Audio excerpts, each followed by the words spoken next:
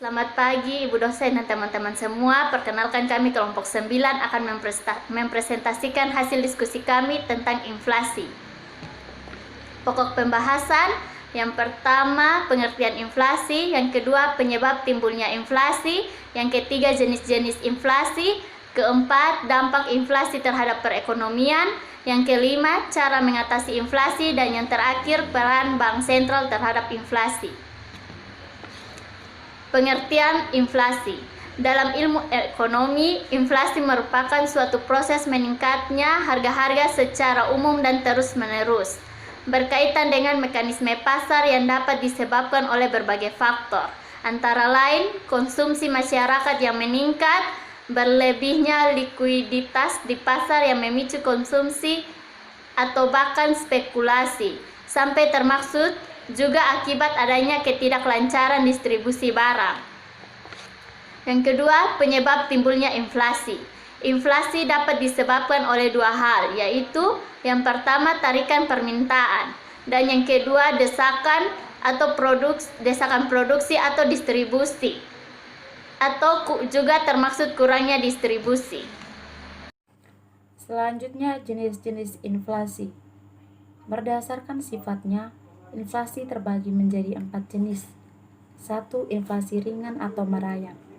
Inflasi ini ditandai dengan peningkatan laju inflasi yang rendah, biasanya kurang dari 10% setahun.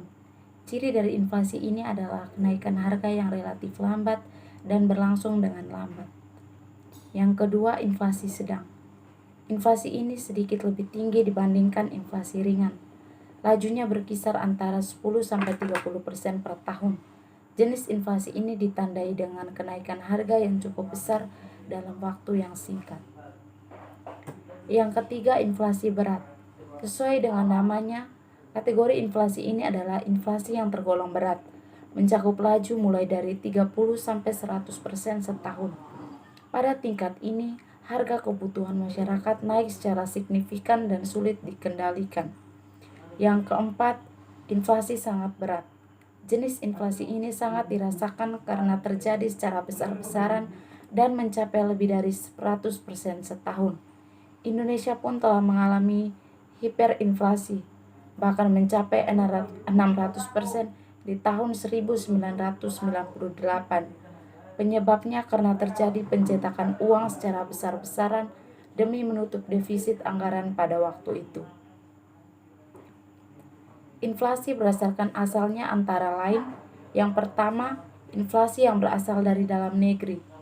Inflasi jenis ini biasanya diawali dengan adanya defisit dalam APBN. Jika pemerintah memutuskan untuk membiayai APBN dengan melakukan pencetakan uang baru, maka akan meningkatkan jumlah uang yang beredar.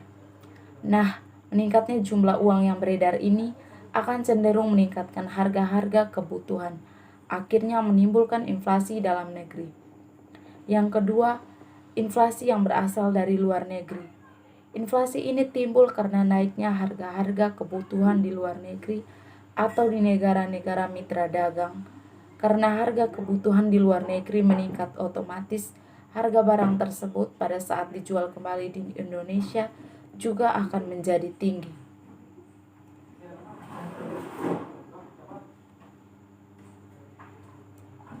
Berikutnya, dampak inflasi terhadap perekonomian.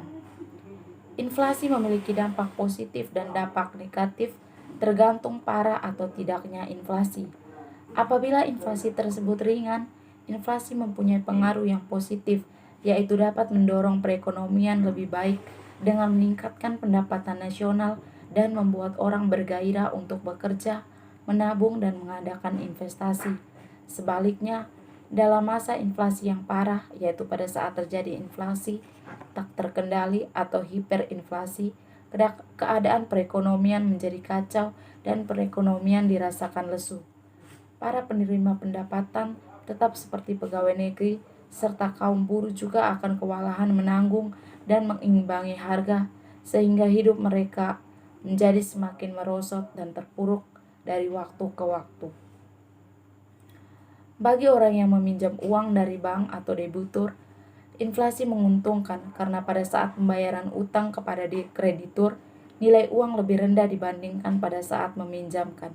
Sebaliknya, kreditur atau pihak yang meminjamkan uang akan mengalami kerugian karena nilai uang pengembalian lebih rendah jika dibandingkan pada saat peminjaman. Selanjutnya, bagi produsen, inflasi dapat menguntungkan bila pendapatan yang diperoleh lebih tinggi daripada kenaikan biaya produksi. Bila hal ini terjadi, produsen akan menyebabkan naiknya biaya produksi hingga pada akhirnya merugikan produsen. Maka produsen enggan untuk meneruskan produksinya. Produsen bisa menghentikan produksinya untuk sementara waktu. Bahkan bila tidak sanggup mengikuti laju inflasi, usaha produsen tersebut mungkin akan bangkrut atau biasanya terjadi pada pengusaha kecil.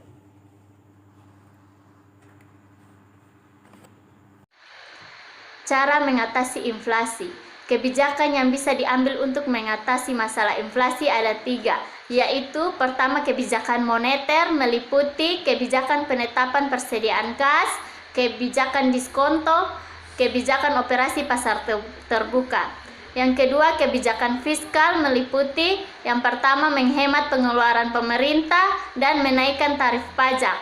Yang ketiga, kebijakan lainnya meliputi meningkatnya produksi dan menambah jumlah barang di pasar dan menetapkan harga maksimum untuk beberapa jenis barang. Terakhir, peran bank sentral terhadap inflasi. Bank sentral umumnya mengandalkan jumlah uang beredar dan tingkat suku bunga sebagai instrumen dalam mengendalikan harga. Selain itu, bank sentral juga berkewajiban mengendalikan tingkat nilai tukar mata uang domestik. Hal ini disebabkan karena nilai sebuah mata uang dapat bersifat internal maupun eksternal. Saat ini pola inflasi targeting banyak diterapkan oleh bank sentral di seluruh dunia, termasuk oleh Bank Indonesia. Sekian dan terima kasih.